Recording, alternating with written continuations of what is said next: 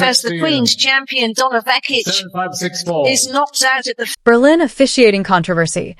Alex Eala's team files formal complaint as Donna Vekić defeated the Philippines' rising star in Berlin. Something was quietly unfolding behind the scenes. Alex Eala's team had filed an official complaint regarding the match officiating, a development that has largely stayed out of the spotlight until now. What took place on that Berlin grass court against Vekić is only beginning to come to light, and it may not have been a one-off situation. Those close to Eala say the team reached a breaking point following a string of decisions they found impossible to rationalize. At least one moment during the match was so contentious that even seasoned tennis analysts rewound their footage, struggling to understand the ruling. Behind closed doors, a normally restrained and professional camp made a deliberate choice. They would speak up, with or without the WTA's blessing. So what exactly did they submit? What did they witness? And how did a first-round match at a packed grass court tournament, held just 2 weeks before Wimbledon, become the most significant officiating flashpoint of Alex Eala's career?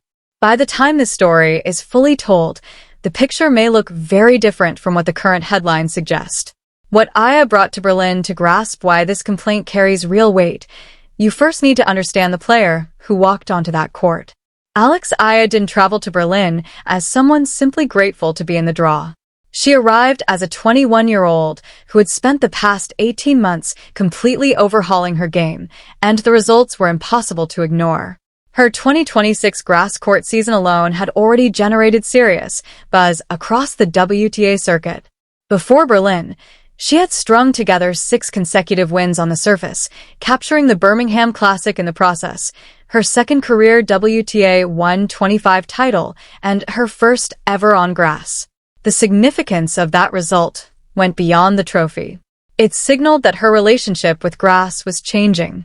A surface that had once exposed her limitations was now one she was beginning to own. Birmingham wasn't just a good run. It was a declaration. A 21-year-old Filipina standing on a podium in England, not as a wild-card feel-good story, but as a legitimate threat. From there, she moved to London for the Queen's Club Championships, a WTA 500 event where the sport's elite sharpened their edges ahead of Wimbledon. Her run ended in the round of 16, a 6-2, 6-1 loss to close friend Vekić. It hurt, but it didn't shake her. The streak was over, the belief wasn't. She then headed to Berlin for the Vanda Pharmaceuticals Berlin Tennis Open. Another WTA 500. Another elite field. World number 1 Aryna Sabalenka, world number 2 Elena Rybakina, Jessica Pegula, Coco Gauff, Amanda Anisimova, all in the draw. This was no warm-up event. It was a high-stakes gathering on the eve of Wimbledon. Eala entered on a wild card. No seeding, no protection, no favors from the draw.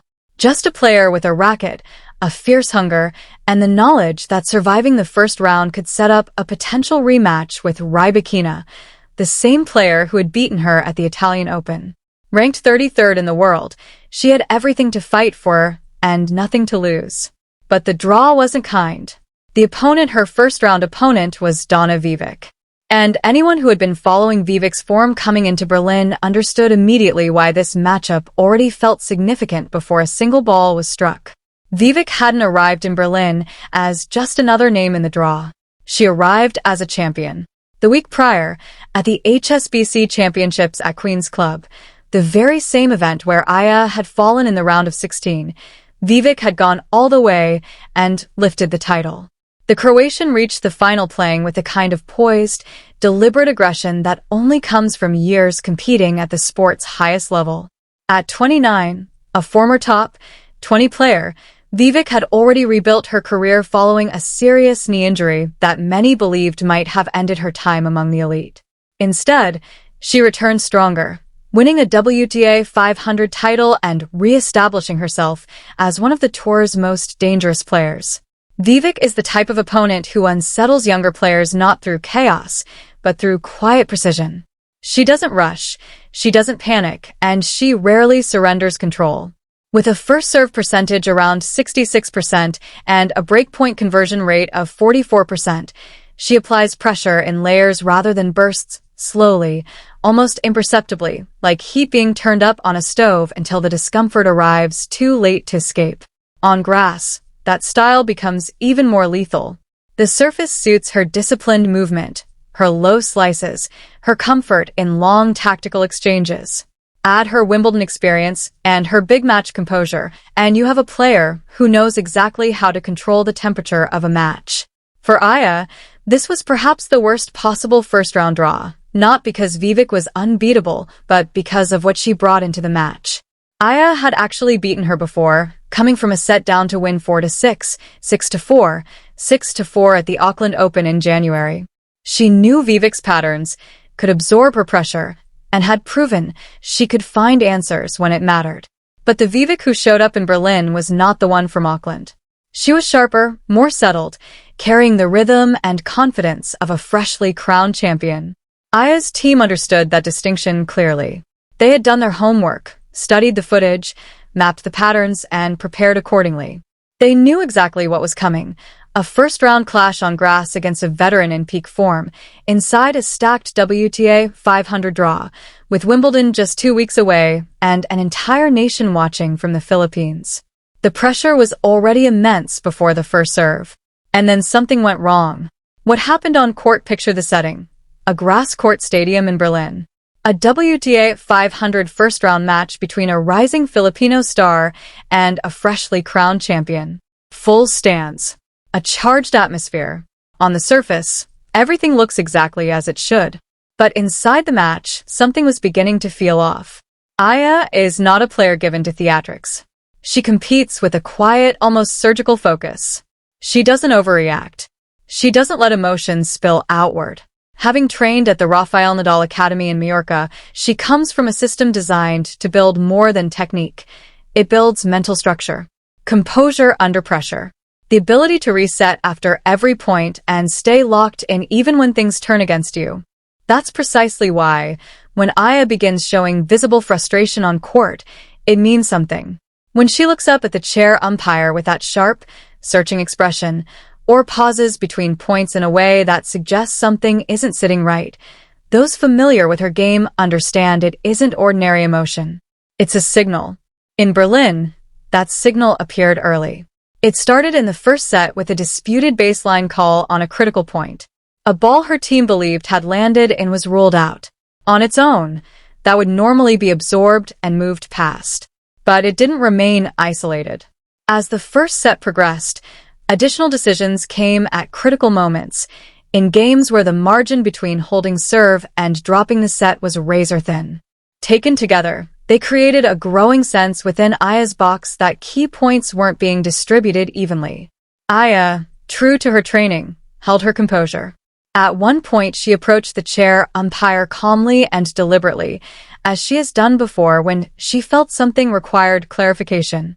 This is not new behavior for her. It's a documented part of who she is as a competitor.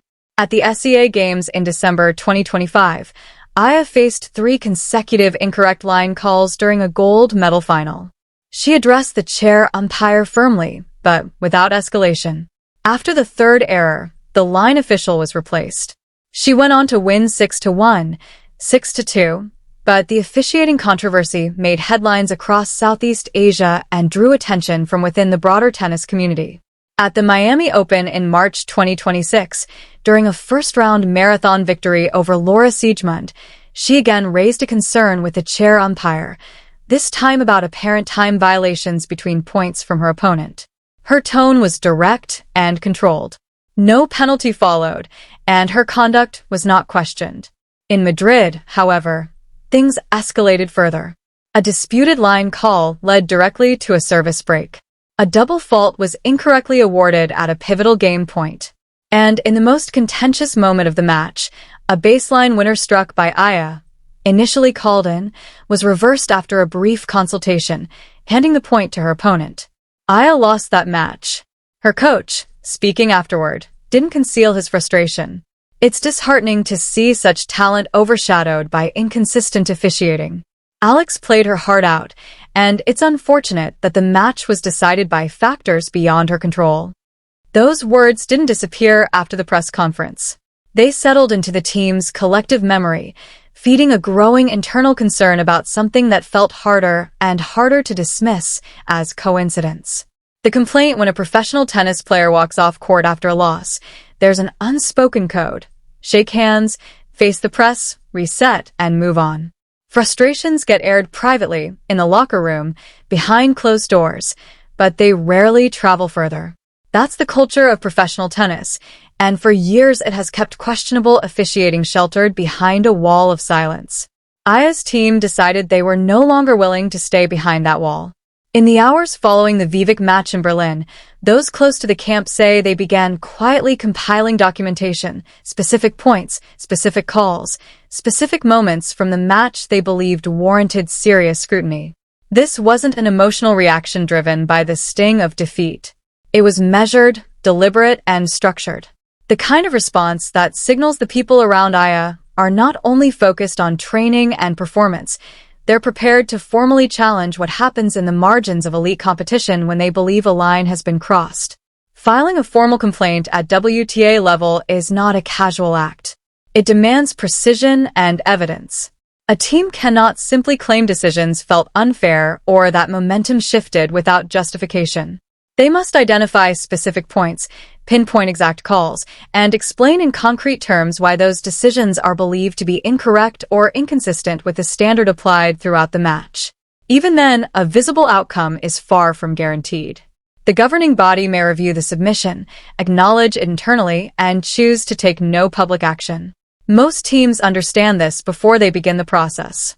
And yet they proceed, when they believe silence carries a greater cost than speaking up. For Aya's camp, staying quiet had started to feel like the more dangerous choice. The bigger picture: the Berlin situation didn't emerge in a vacuum. It exists within a history of moments where officiating decisions became part of the post-match conversation surrounding Alex Eala. At the SEA Games, a sequence of disputed calls in her gold medal final was significant enough that a line official was removed mid-match. In Miami, she directly challenged the chair umpire over delay tactics from her opponent, measured and firm in her demand for fairness. In Madrid, her coach spoke openly after a defeat shaped by several decisions that independent observers also flagged as questionable. Each moment added another layer. And each time those moments entered the wider tennis conversation, the response was largely the same. Accept it. Move on. It happens to everyone. But that framing glosses over something important: frequency, timing, and impact. Officiating inconsistencies may exist across the entire tour, but the experience of them is not evenly distributed. They don't surface for every player at the same critical junctures, and they don't always attract the same level of attention from officials, commentators, or the sport's governing structures. For a 21-year-old from the Philippines, ranked inside the top 35, competing on a wild card at a WTA 500 event, there is no seeding and no institutional cushion. She does not carry the ambient weight of a Grand Slam champion or a globally dominant brand whose presence on court comes with a kind of unspoken authority. What she carries is talent, and a team that has grown increasingly unwilling to let that talent be undermined without scrutiny. The complaint filed in Berlin was handled discreetly and through proper channels. Aya did not go public with accusations. Her camp did not turn it into a media battle. They followed procedure, gathered their evidence, and submitted their concerns with the expectation that officiating consistency matters, regardless of who is standing at the baseline. But quiet actions in professional sport rarely stay quiet indefinitely. As word of the complaint began circulating within tennis circles, it prompted a question the sport has rarely been forced to confront directly. What happens when a young player from outside the traditional power centers formally challenges the consistency of officiating at a major event, and backs that challenge not with emotion, but with documentation? That question is now sitting in the open. The governing body has not commented publicly. The tennis world is watching. And Alex Eala is preparing for Wimbledon, carrying the weight of a controversy that could either disrupt her momentum entirely or harden her resolve in a way that makes her even more difficult to stop.